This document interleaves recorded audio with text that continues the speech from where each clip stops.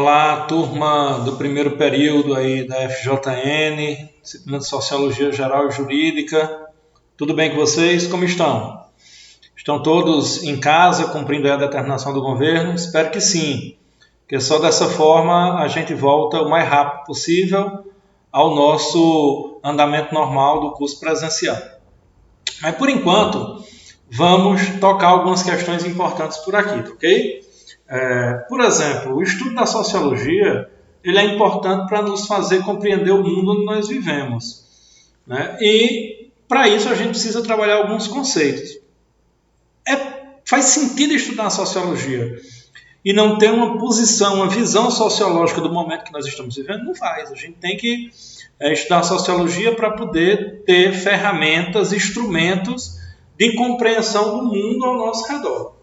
Pois então eu vou tratar alguns temas fundamentais, alguns conceitos fundamentais da sociologia aqui com vocês, para a gente analisar a crise gerada aí pelo coronavírus, pelo Covid-19, tá certo?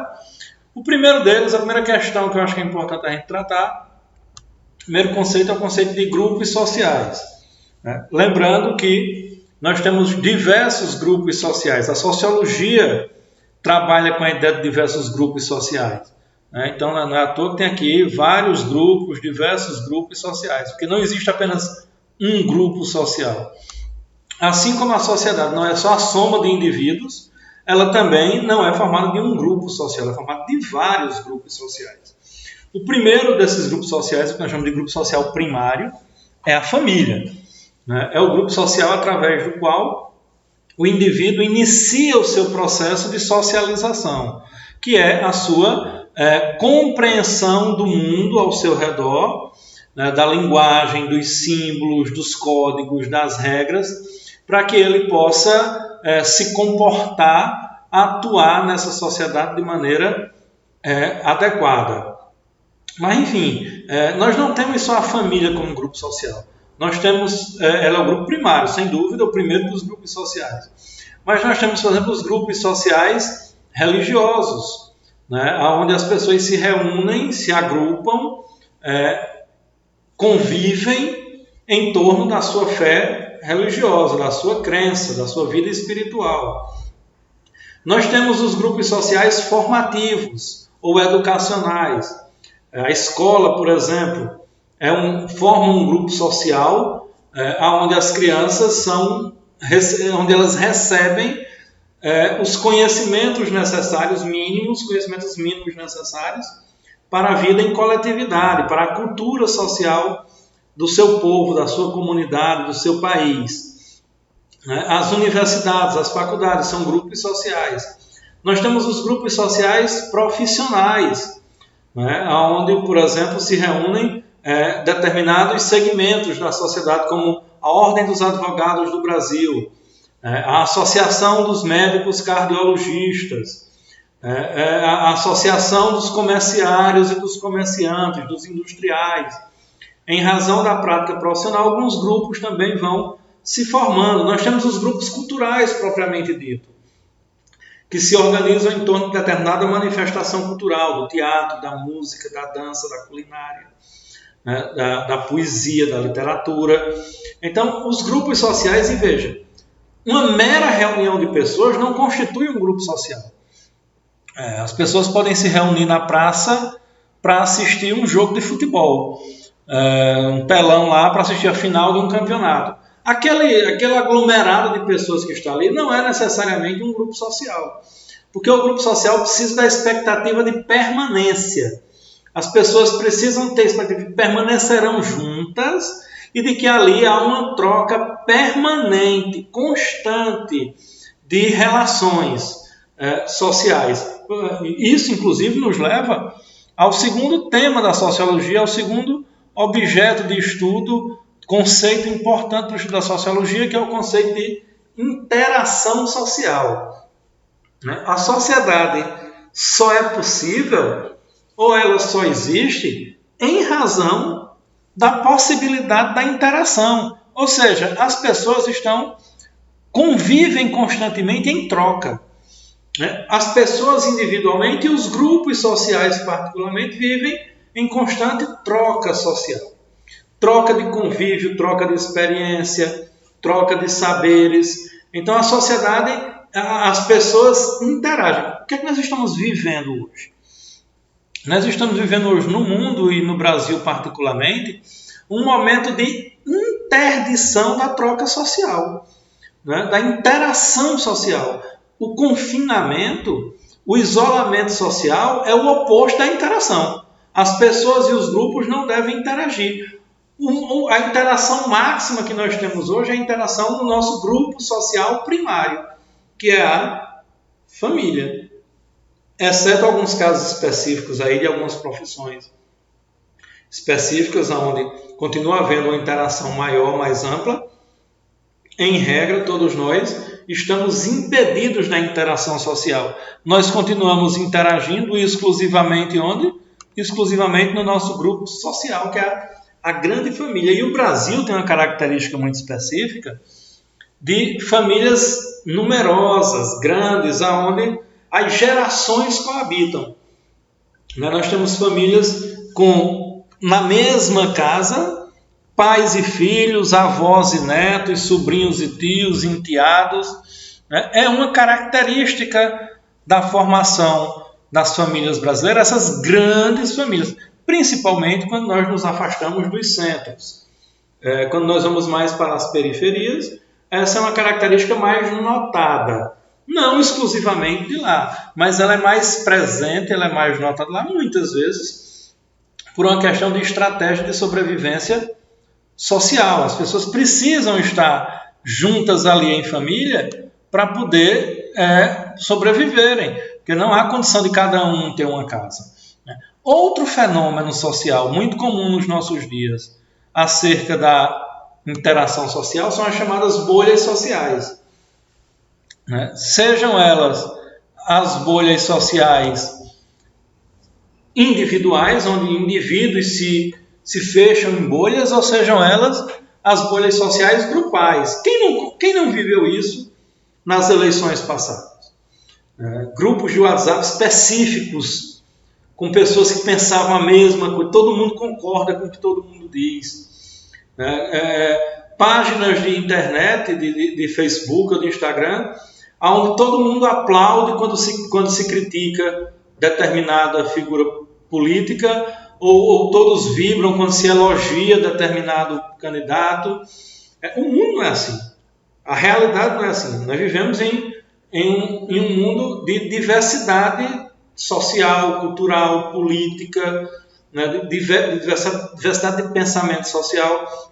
Então, as bolhas sociais constituem um risco de avaliação da realidade, onde conviver apenas com as pessoas que já concordam com o que nós pensamos, que apenas corroboram com aquilo que nós já pensamos, sem a troca de experiências, sem o contraditório, sem o pensamento diverso, é um risco social muito grande. Mas, enfim, é uma realidade que atinge principalmente jovens hoje no Brasil, que influi no processo de interação social, até mesmo no grupo primário. Tem pessoas que diminuíram a sua possibilidade de interação, até mesmo no seu grupo primário. Mas nós temos também essa outra realidade das grandes famílias, no Brasil, o que já no grupo primário provoca uma grande interação. E isso, a relação entre esses grupos primários está nas comunidades. E também é uma característica da densidade demográfica no Brasil, principalmente nos grandes centros, nas grandes cidades, onde as periferias são densamente povoadas. Muitas famílias no mesmo lugar. E isso provoca também uma interação muito grande entre os grupos primários, entre as famílias e entre outros grupos. Grupos esportivos, grupos culturais, grupos profissionais, grupos religiosos que interagem também muito fortemente, dada a grande concentração, a grande densidade demográfica em determinados pontos das cidades no Brasil. E aí, isso tudo nos leva a uma questão de avaliação do momento do coronavírus e do isolamento social no Brasil. Que aí nós perguntamos, E o que isso tem a ver com a pandemia de Covid no Brasil? Essas coisas aí da sociologia. Essa questão de interação social, grupos sociais, né? O que isso tem a ver com o coronavírus? Por exemplo, esse texto, essa matéria está lá na sala de aula virtual de vocês, lá no Classroom, e a leitura é obrigatória, né? E ela foi escrita, né, por dois pesquisadores alemães, dois especialistas na formulação de modelos matemáticos estatísticos, e eles partem do pressuposto de que os aspectos comportamentais na interação social explicam as diferenças de contágio e de consequências do coronavírus em um país ou em outro. Por exemplo, eles partem aí para um estudo específico das diferenças do coronavírus e da abrangência que ele tomou em dois países muito próximos e muito parecidos socioeconomicamente, a Alemanha e a Itália. Nesse estudo, eles fazem alguns comparativos. Primeiro, naquilo que é possível falar de similitude. Tanto a Itália como a Alemanha são países com alta expectativa de vida. Então, são países onde existe uma população idosa razoavelmente grande, tanto um como o outro. Também, tanto na Alemanha como na Itália, nós temos uma população com alto índice sociocultural. Então, são pessoas que têm capacidade de compreensão da realidade, dos fatos e, portanto, se comunicam de maneira tranquila e de maneira compreensível. Contudo, há um elemento que diferencia bastante o aspecto comportamental da formação dos grupos sociais e da interação social entre a Itália e a Alemanha. Qual é essa diferença? Vamos lá. Segundo os estudiosos, e vocês vão ver no texto, eu quero que vocês leiam esse texto completo. Segundo os estudiosos, na Alemanha, as famílias não tendem a permanecer juntas depois da idade adulta dos filhos. Então, é muito comum na Alemanha que os jovens, a partir da sua maioridade, dos 18 anos, eles saiam da casa dos pais e constituam as suas próprias famílias ou vão morar só, mas eles saem da casa dos pais e a convivência da família passa a ser novamente de um casal, pai, mãe e os filhos morando em outro lugar. Isso faz com que o grande grupo social formado pelas pessoas em idade produtiva, ou seja, aquelas pessoas que estão trabalhando ou estudando, se qualificando, eles convivem mais comumente entre eles. E o convívio entre esse grupo social mais jovem, em idade produtiva, e o grupo social mais idoso é menor. Não é um convívio tão grande. Ele existe, claro, mas ele não é permanente, porque os jovens, os filhos, os netos, não convivem com os pais e com os avós diariamente, cotidianamente. Já na Itália, a realidade é outra. Na Itália, há um aspecto comportamental no grupo social primário, que é a família, diverso. Ou seja, na Itália há uma tendência de que os filhos permaneçam mais tempo morando na casa dos pais, que as famílias se organizem de forma mais permanente durante mais tempo. Então, há inclusive a convivência real e muito mais comum do que na Alemanha, de avós e netos, ou seja, de famílias nas quais os filhos têm filhos e continuam morando todos na mesma casa.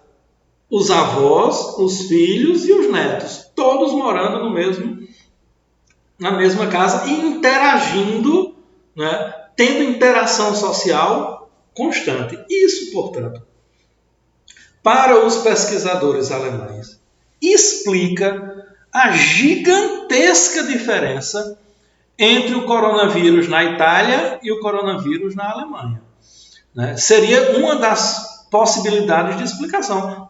Não é uma explicação única, tem outras também, claro. A Itália se organizou antes, preveniu antes, fez teste e muita gente isolou os que foram detectados com a doença. Mas esse fator comportamental de conformação do grupo social e interação é muito importante, porque na Itália a interação entre o grupo mais jovem da população, que está na rua trabalhando, estudando, etc., com o grupo idoso é mais perene. Lá os idosos não interagem preferencialmente só com idosos. Eles interagem com idosos e com jovens. Na Alemanha não. Na Itália não. Na Itália, jovens... na Alemanha não. Na Alemanha, jovens interagem preferencialmente com jovens e idosos interagem preferencialmente com idosos. Essa menor interação entre esses dois grupos diminui a hipótese de contágio do segundo grupo, evidentemente, que é o grupo mais vulnerável pelo coronavírus. Mas aí tem outro conceito da sociologia que nos ajuda também a compreender a situação no mundo e especificamente no Brasil. Nós precisamos compreender mais rigorosamente no Brasil, que é o conceito de estratificação social. Ou seja, como a sociedade se divide por classes sociais, por lugares sociais a partir da sua condição socioeconômica. Nós temos aí uma pirâmide bastante representativa da realidade, né, que é aquela que traz ali um percentual que não passa de 5%, né, que são aqui que nós podemos chamar de burguesia e alta burguesia.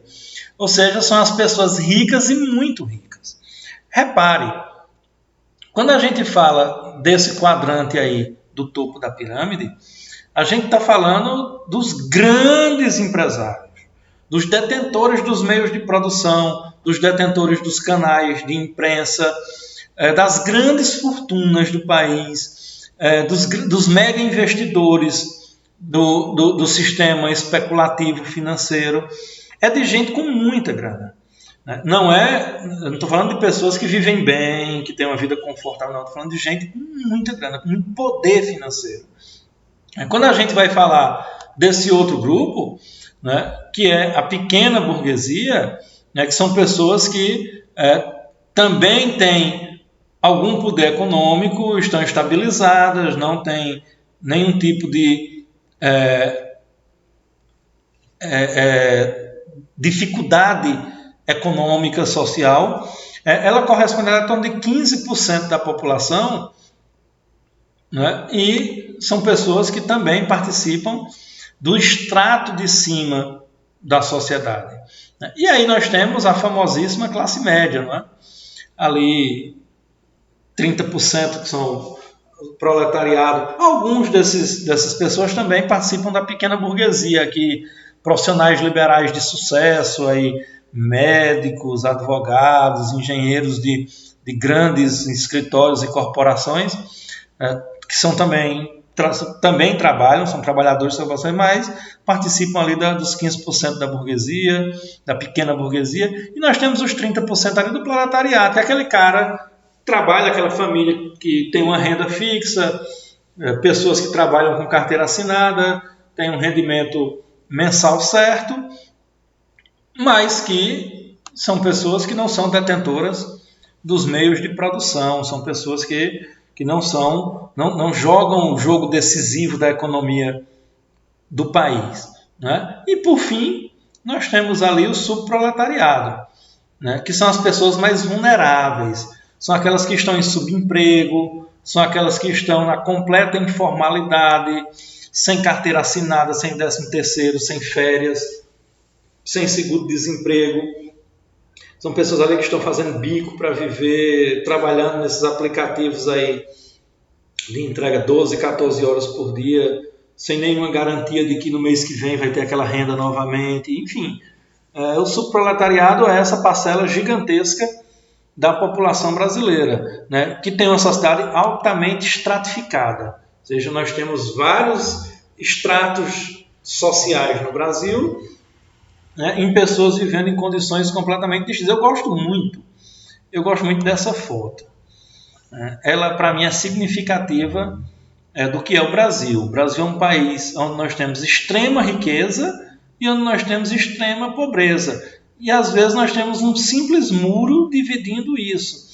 E às vezes esse muro não é nem um muro real, é um muro meramente simbólico, virtual, que não representa, na verdade, uma dificuldade física de acesso, mas uma dificuldade de acesso simplesmente simbólica, como, por exemplo, a lei. O que impede não é o muro, o que impede é a lei. Qual é o papel da lei? O papel da lei é estruturar a sociedade para manter essas desigualdades, ou o papel da lei é ser um instrumento de diminuição dessas desigualdades? O direito está a serviço da manutenção do status quo de uma sociedade desigual, ou o direito está a serviço dos instrumentos de mudança dessa sociedade? Então, enfim, veja, a estratificação social, esse conceito também é extremamente importante para a gente compreender o que vai acontecer com o coronavírus no Brasil. Como vai se comportar a disseminação desse vírus nas periferias? Aonde nós temos mais comumente aquela grande família, com muita gente morando no mesmo cômodo, na mesma casa, sem saneamento básico, com falta de água nas torneiras para o asseio, a higiene pessoal necessária que se recomenda para todo mundo. Como isso vai se dar? A propósito, aqui no Brasil, nós estamos mais perto da realidade da conformação dos grupos sociais da interação da Alemanha, onde os casos são baixíssimos e controlados, pouquíssimas mortes, ou da Itália, onde os casos são gigantescos e tem milhares de mortos. Olhar a estrutura social, perceber os aspectos comportamentais de um povo, nos ajuda a compreender o problema do coronavírus no Brasil e no mundo. Ou seja, a sociologia nos dá um instrumento de análise. E, por exemplo, quando o Estado é ausente, quando não há políticas públicas para determinados grupos sociais, sobra um outro conceito que vocês já foram orientados a estudar lá para fazer aquele trabalho do filme O Poço, que é o conceito de solidariedade. Por exemplo, é o que está acontecendo em várias comunidades no Brasil. Solidariedade une moradores das periferias em São Paulo contra a proliferação do coronavírus, do Covid-19. Ou seja, se são pessoas que não têm amparo do Estado, só resta a elas a solidariedade. Que solidariedade? Mecânica ou orgânica? Lá pensando em Durkheim. Estudem que eu vou cobrar isso de vocês. Estudem o conceito amplo de solidariedade e especificamente o conceito de solidariedade em Emile Durkheim, lá no seu livro A Divisão Social do Trabalho. Porque, veja, esse problema da estratificação social no Brasil, ele gera uma outra questão, que é a questão da mobilidade. A sociologia estuda a questão da mobilidade. Qual é a chance? Vamos voltar lá. Vou voltar lá só para a gente fazer uma pergunta a vocês. Qual é a chance do cara que nasceu aqui terminar a vida aqui? O que é que vocês acham? E qual é, ao contrário do senso, qual é a chance do cara que nasceu aqui vir parar aqui? No Brasil, há uma grande mobilidade social, ou seja, as pessoas ascendem muito de classe social.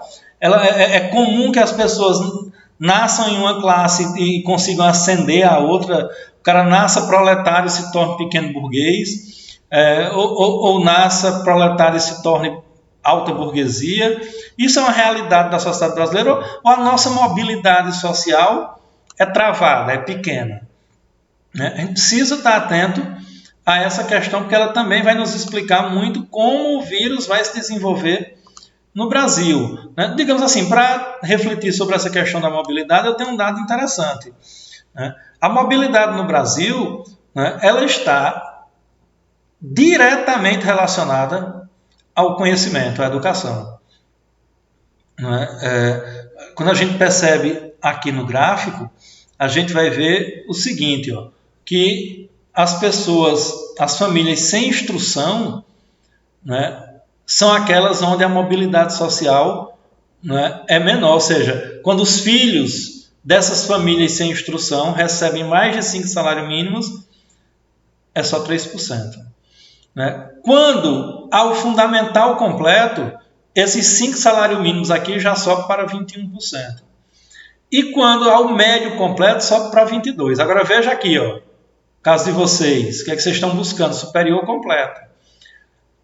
As famílias com ensino superior completo, né, são aquelas onde os filhos conseguem ter a renda, em 47% dos casos, maior do que 50%. Ou seja, a educação, o conhecimento, é o principal instrumento de mobilidade social. A chance de você sair da classe social na que você está para uma classe social, ascender para uma maior, se dá preferencialmente pela educação. É por isso que eu gosto e trago para vocês aqui um dos clássicos da literatura universal, o Alexander Dumas, né, que escreveu um livro chamado Conde de Monte Cristo.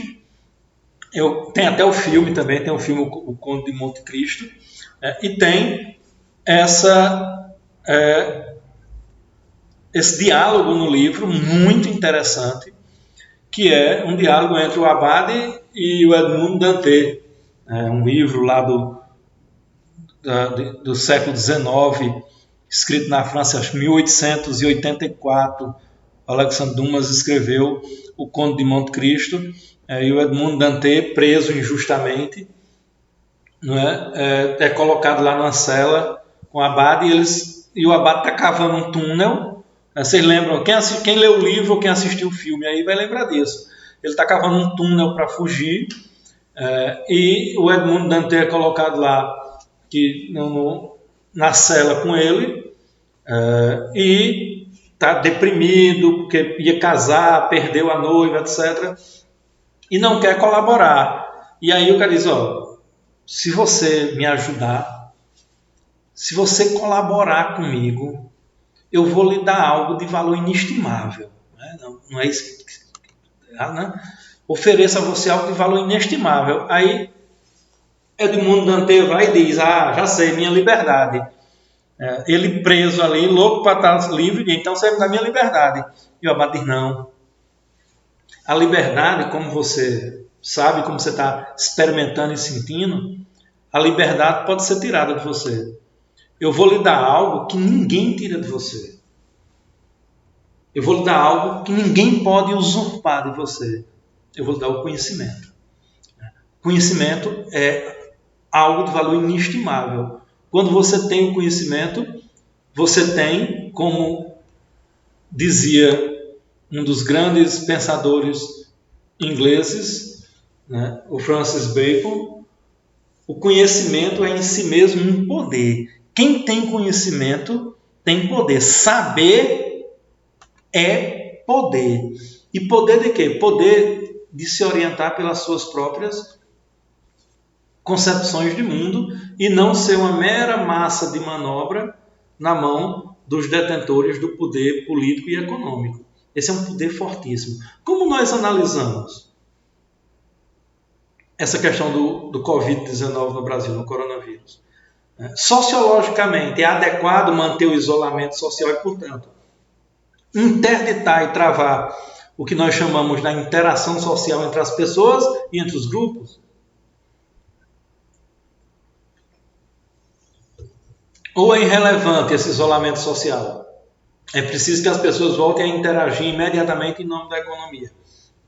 É isso que a gente precisa pensar agora, pensar sociologicamente. A hora agora não é de criar meras opiniões, é de criar juízo de valor sobre essas circunstâncias. Porque aí nós estamos tendo o quê? Decretos. Decreto tem o quê? Força normativa.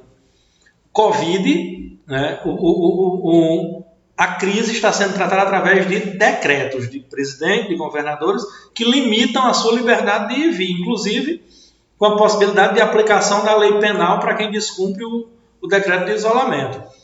Então aí nós começamos a adentrar especificamente na questão do direito, né? E aí a gente não pode concluir esse nosso primeiro encontro sem fazer essa questão, né? O direito é um produto da cultura de cada sociedade, né? O direito é a síntese dessa convivência, dessa interação, dessa troca, dessa colaboração e dessa disputa, né?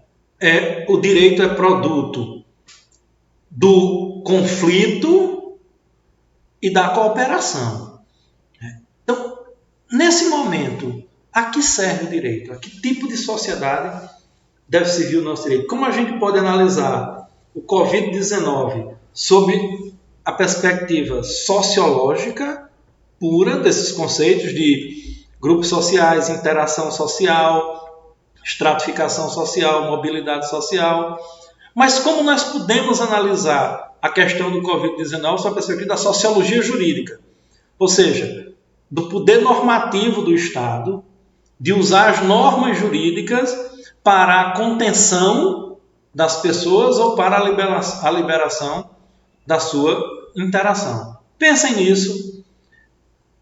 Assistam lá o post se não assistiram ainda e respondam as questões sobre a solidariedade social. Pensem sociologicamente nesses conceitos e na realidade social brasileira e nós retomaremos o assunto logo, logo. Por enquanto, vocês tiverem dúvida, coloquem lá na sala de aula virtual e assim que nós tivermos novidade das autoridades aí, se voltaremos presencialmente ou não, a gente volta a se comunicar, ok? Desejo a todos aí tranquilidade, paciência e saúde. Fiquem em casa. Ok? Forte abraço a todos.